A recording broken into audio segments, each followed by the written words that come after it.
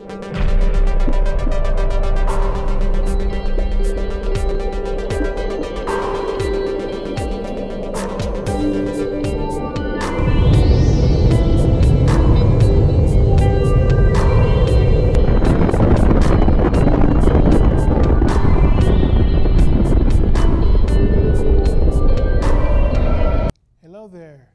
there, this is Maurice Dwayne Smith, and this is Nuclear Popcorn. Today, we've made this nuclear melting pot. We have the whole globe here represented by these fine people here.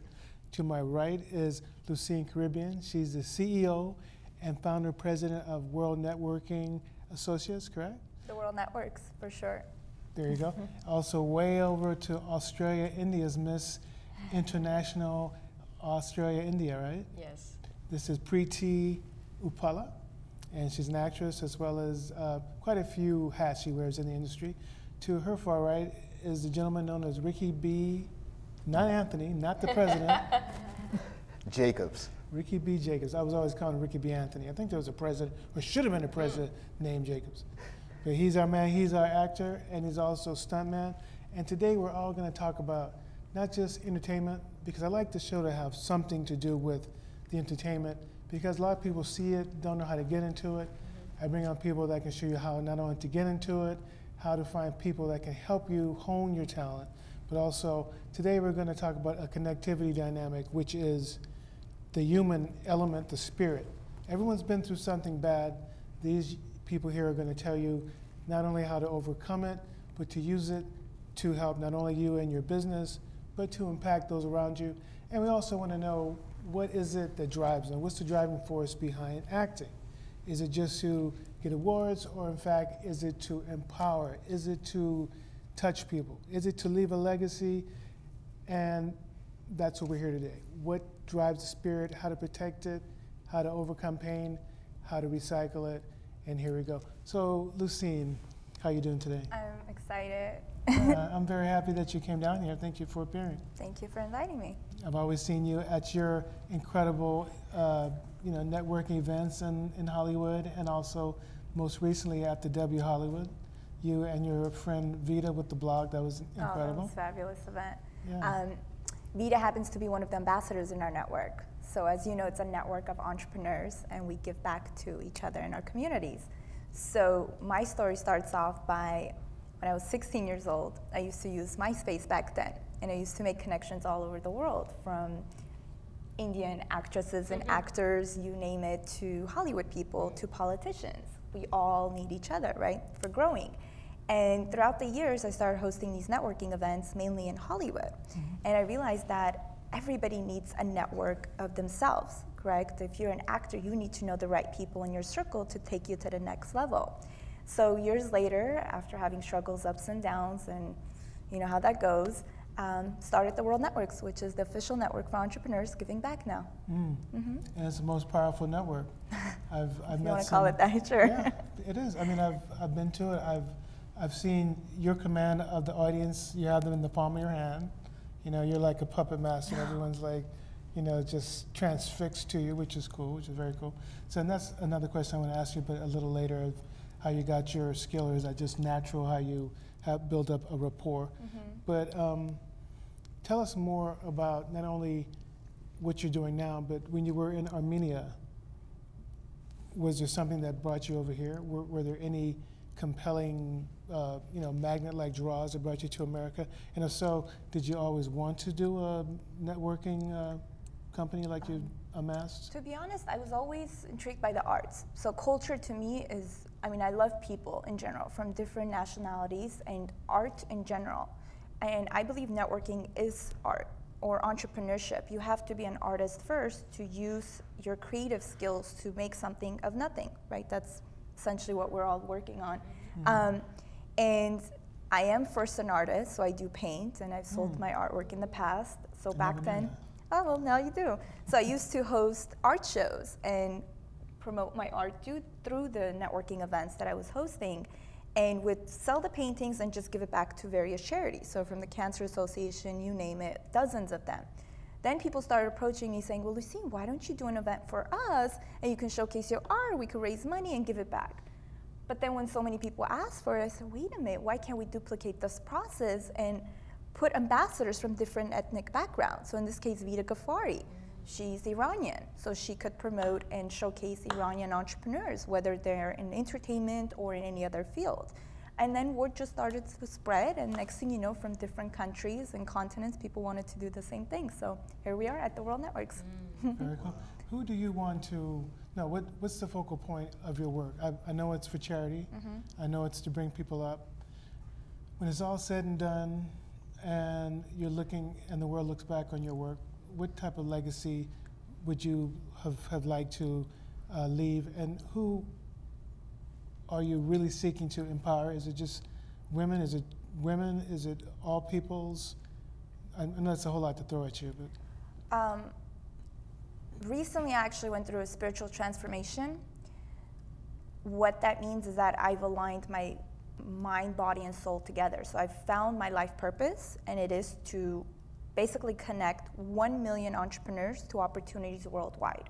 So what that means is that if I have a network of 1 million entrepreneurs, if I help them connect with an opportunity, whether it's that investor they needed, or whether that's that new contract they needed, or to get in that film they always dreamed of working with this producer, you name it, it's an opportunity. The opportunity leads to financial freedom, opportunity in general, time with their families, you name it. So you're helping the person, you're helping their family, you're helping the family, you're helping the community, you're helping the world.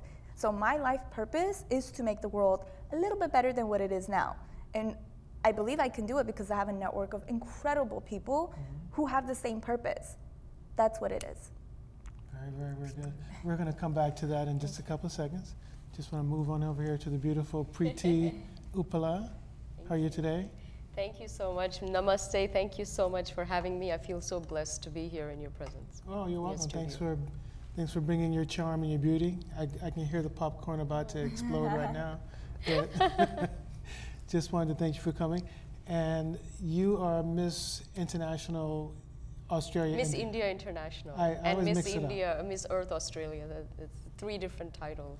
Yeah, what are those titles for us? Miss India International, Miss India International, and Miss Earth Australia. Now, I saw one time where there was a picture of you holding 3 different awards. Yeah, this was in China, and Mr. Jackie Chan himself had well, not just China, I wanted to yeah, meet yeah, him. not just met him, but at the Asia Pacific Film Festival a few years ago, he presented me with these awards on behalf of the delegation, and I was representing some movies, so I was the face of these movies, and the movie won. And I'm still waiting for that picture. Yeah, and I was like, are you serious? And it was just a whirlwind, and I became an overnight star in China. Wow. Like, I mean, people on the streets were recognizing me. When I left, the immigration officer knew who I was, and he was like, I'm so honored to meet you and like let you through, and it was just a trip, you know, yeah. You're a trip, you're very mind-catching, you're very eye-catching. Thank you. So my story is from Sydney, Australia. I'm Indian, but born in Dubai, lived in Paris, then moved to Australia, and I was an investment banker there. I did the corporate world, didn't fulfill me, wasn't my dharma.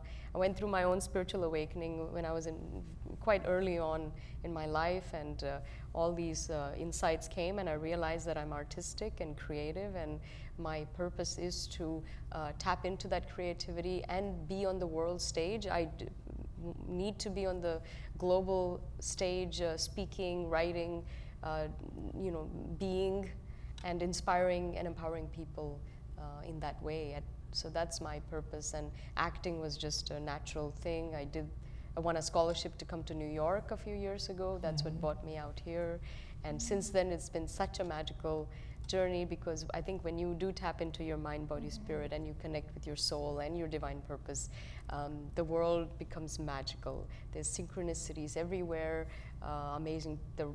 You just become a radiant magnet, attracting all the people, places, and opportunities. And so it's been one big unfolding, magical journey after another for me, yeah. Now, didn't you graduate college at 17 or something crazy like that? I was 16 when I started university, and I graduated at 20 with 2 degrees. Yeah, this is like a long time ago. And I was set to do a PhD, which I gave up to do the corporate thing, which I eventually gave up to do the entertainment. But I will come back to the PhD one day.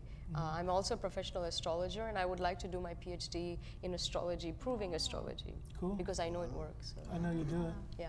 But I mean, now some people, they'll leave from Kansas or Mississippi to come to Hollywood. You left from Sydney, Australia, land of down under, literally on the other side of the world. You need a lot of balls, I think. You need courage. You need to be, I'm an Aries, so the good thing about Aries is they are fearless.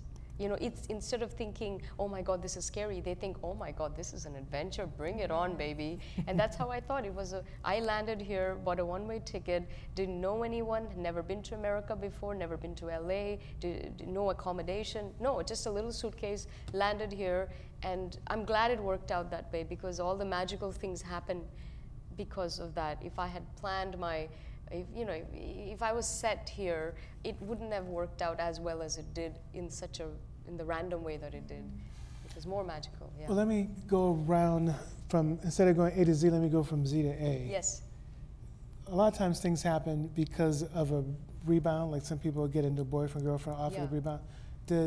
Was there some dark serendipitous event that catapulted you in the opposite direction out, or was it just a sunny day and you're like, you know what, I'm just gonna go? No. I think when I was in the banking, I was burnt out, unhappy, unwell, knew that it wasn't what I wanted to do. And I went through a very, very deep, intense period for months of soul searching, evaluation. That's when I started meditation. That's when I got into yoga, spirituality, in a very deep way, praying, gratitude, tapping into the universe, listening to my inner voice for the first time in my life.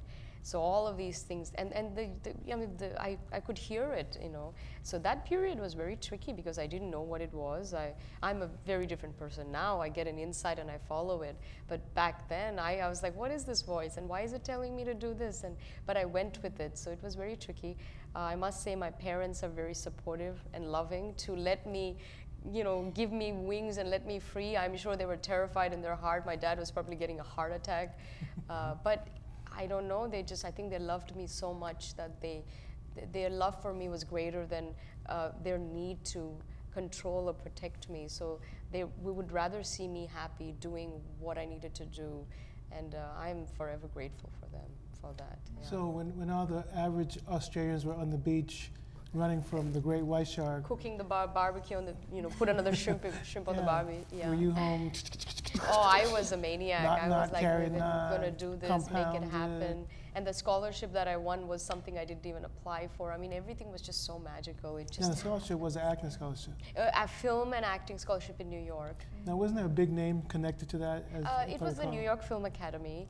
And a big actor, right? No, it's a film academy. Yeah, they have some great actors and directors who guest lecture there and all that. It was a wonderful experience. Cool. Yeah. And now I produce. So spirituality is the basis of what I do, and that's a real foundation. So every project that I do has that in it. I have my own radio show, and I'm writing a book, and a TV show I'm producing. They're all very spiritual in nature. As I asked Lousine, when it's all said and done, what's your legacy going to, what do you want it to point at? What do you want to have been the gist of what Preity was about when she was on planet Earth? That she inspired and empowered people with her words and her writing and her presence and her work, and someone who was radiating love and light. Very cool. You're radiating pretty natural. You've been radiating since you came into the studio. Thank you. And now we're going on to Richy B, the man. What's up, son?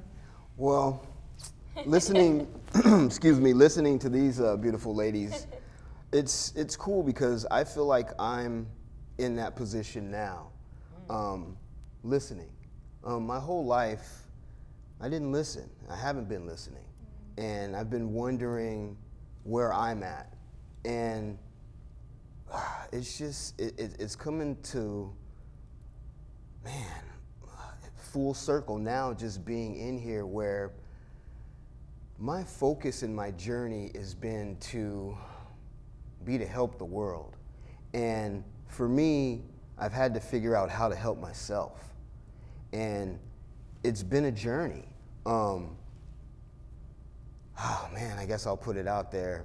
I've been an alcoholic, had a couple of DUIs, trying to figure stuff out, you know, not listening to my voice, being confused by my voice, being confused by, say, myself, being confused by where I live, where I need to fit in, all that type of stuff. So for me, it's really been this, I'm confused. What's going on in my head? I don't want to listen to it. What's going on? But just listening to you guys, like I said, it's coming to a culmination where I'm like, I am supposed to be here. I am supposed to continue to listen. I've had to disassociate myself from friends that I grew up with, and it's been really sad. And, you know, I feel alone because people that I've grown up with are not where I'm going in life. And it's been tough because for me, acting is a way to not be here in a sense. Because sometimes I don't want to be here.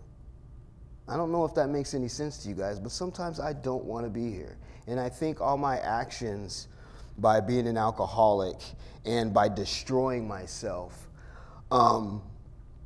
has led me to here, where it's like this eye-opening and awakening where it's like, man, I'm not crazy. There is a reason why I'm listening to myself. There is, you know, these voices in my head are the right guides. They're not the wrong guides, because I'm actually listening to, you know, positivity and love. And I used to just be all about negativity and trying to, you know, I guess as an African-American male that was smaller than everybody else on the football field but had to prove that he was tough, I've always had a chip on my shoulder. And with that chip on my shoulder, taking it into the real world and taking it into the business of acting, for me, it's always just been, you know, I just have to be like this facade. I just have to be this tough guy. I just have to be this, you know, hardcore, whatever, when my mom is a nurse and I have goodness in me. That's all I am. I'm a personal trainer because I want to help people get in shape. Like you said, your journey, it's amazing that, you know, you lost 60 pounds and you're feeling good about yourself and yeah, the 80 pounds. Well, no, it's not 80 pounds. Well, it's exactly 60. But I think that's amazing because I've also joined, I'm plugging everything, Herbalife. And Herbalife is proper nutrition and giving people a life that they never had before. I came out of the womb with a fast metabolism, you know, running 40-yard dashes and catching touchdowns. So for me, it's been easy. So I want to give that, I'll go ahead and say, God gift to people. It's easy for me to share proper nutrition. It's easy for me to show someone how to work out and tell them how to do it correctly. So that's what I want to give to people, along with my acting. Kind of going off tangent a little bit, but with my acting. How did you get started in acting? Who was your driving force that inspired you to become an actor? Because I know you've done some shows that, you know, you were in fact the first African-American male to have been on those shows. How did that occur? After playing football, I got a stunt gig as a football player on Starship Troopers. Do you guys remember that little futuristic football scene? I'm one of the football players on there. So Paul Verhoeven, the director gave me a cameo in that. And so once I got the cameo in that futuristic football scene, I've had the bug ever since. So that was in, 1997, 1995. So I got my SAG card and had just done extra work, got little bit roles on Sweet Valley High, 24, Goosebumps. I've been on Blind Date. I've been on reality TV shows before reality TV shows are what they are now. Like I was on Blind Date, I was on Dating Game, I was on Street Smarts, I was on Change Your Heart. Like I've been on a lot of reality shows. So for me, it was more to just figure out who I am. Like that's what this whole thing has been for me. You know, as an athlete, well, I didn't make it. I made it to the training camp for the professional.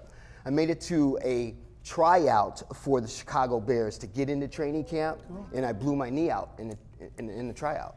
Never got hurt my whole life, and I blew my knee out for the tryout. Wow. So for me, it was one of those things that set me down that spiral, becoming an alcoholic, not knowing what I'm going to do, figuring, oh man, I was going to be a football star. Well, now what am I going to do?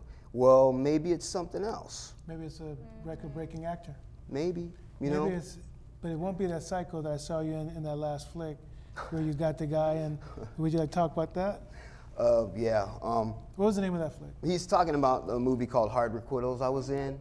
I was in a movie about revenge. The movie is about a man that meets his physical therapist 15 years later who got him put in jail.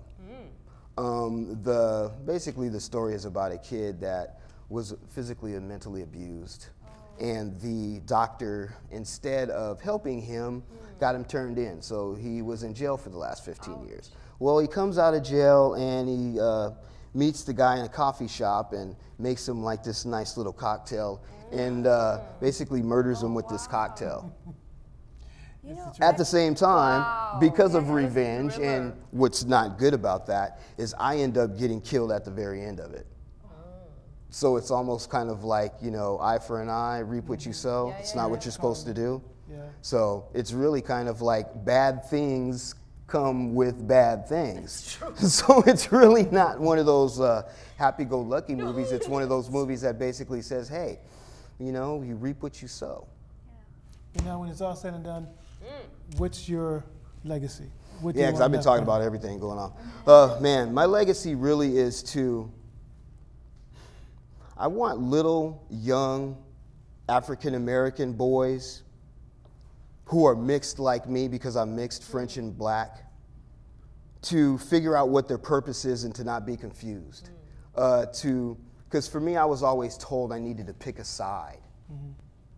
What side? Yeah, there's only one side. That's right. You know? Pigeonhole you. Well, yeah, you know, I need to be black. I need to be, what are you talking about? So for me, it was this understanding of being human. It's the human side. Being a human only being. one side. You know, nuclear popcorn, we're from all over the place. We're all the same. That's right. We eat the same, love the same, hurt the same, bleed the same. If we all walk out this door and get hit by a truck, we're all dead. Doesn't matter who we are. So for me, it was really just understanding that I'm a human being that's of mixed race, and I really want to leave a legacy for young children to know you can be whatever you want to be. You can be whoever you want to be.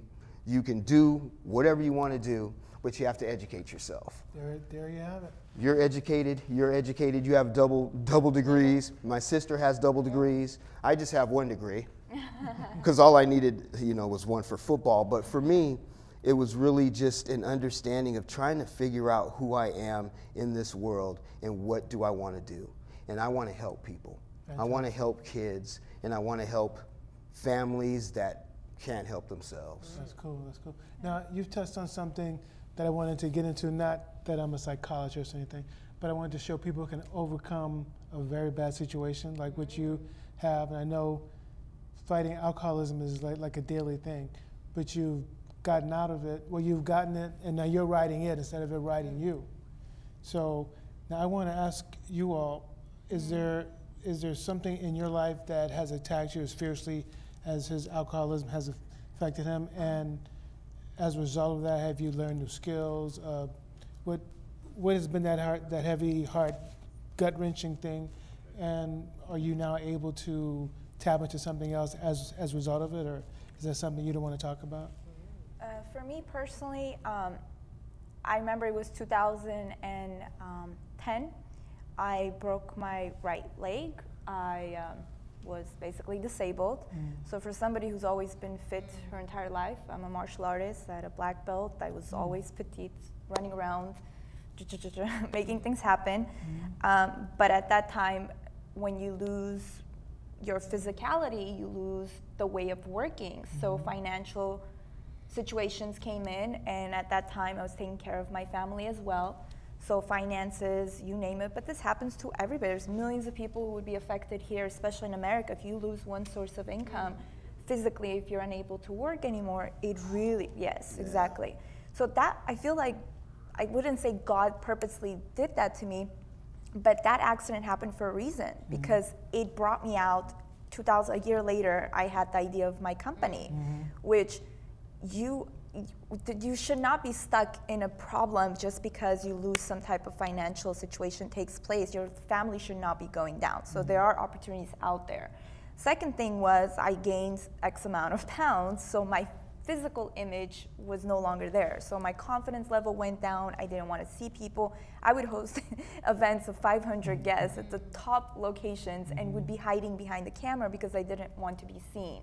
So that's when the confidence had to come back. And of course I prayed, and my prayers were answered, and I prayed for somebody who would help me get back in the gym. Somebody would motivate me, and somebody from my own network, Dawn Christie, she's a spiritual guide, she came in my life and transformed my life. So here I am, have lost exactly 60 pounds. I see the world in such a positive manner. Everything is aligned. Like she was saying, like it's when you're balanced, things come to you. And that was my situation as far as trauma, and I'll leave it at that. There's just a lot of ups and downs, but good always comes out of it. Yeah. Thanks for sharing. Thank you. And now Miss Preity. Yeah. I'm sure it hasn't been sunshine all the time. No, not at all. You know, But I've never seen you sad though. I hide it well. I saw think you I'm, mad once. I'm a good. You probably won't remember. I try to hide. Well, you weren't mad at me, but you were mad. I try to hide my emotions. Or maybe not mad, just intense. I just try to keep it together, but whereas inside there's so much turmoil going on. So tell us what nicked your pain bone. I think I've had periods where I was very unclear about my direction in life. Although I was in a very nice situation, it wasn't what I was destined to do. It wasn't my dharma, my life purpose. So, you know, I feel very lucky because the universe sort of intervened in a way and sort of kicked me out of where I was and put me where I needed to be. But there was like long periods of feeling very lost, very confused, no guidance, no direction. I got into a you know, I was very unhappy at work, and my lifestyle wasn't good. I wasn't keeping healthy. I would go to the pub every day after work, as we do in Australia, and I can relate to you in that way. And luckily, I snapped out of it a few years later. But I've had those periods, and then when I did sort of get the insight of what I needed to do, it was wow. You got to really take the leap forward, just dive into the unknown. I'm gonna have to dive into this. We got a little time left. Yes. Let's do a quick zoom. Okay. What's your next project? The 2016 Entrepreneur Awards, December 6th in Los Angeles, where people can find out about it at theworldnetworks.com. Boom, next project. Check out the Eternal Hour on iTunes and UBN Radio. I'm writing a book and also producing my TV show. Next project. I will be directing and starring in a film called The Conspirator. Cinematographer, Miosha Bean. We're out of there. This has been Nuclear Popcorn. There you go.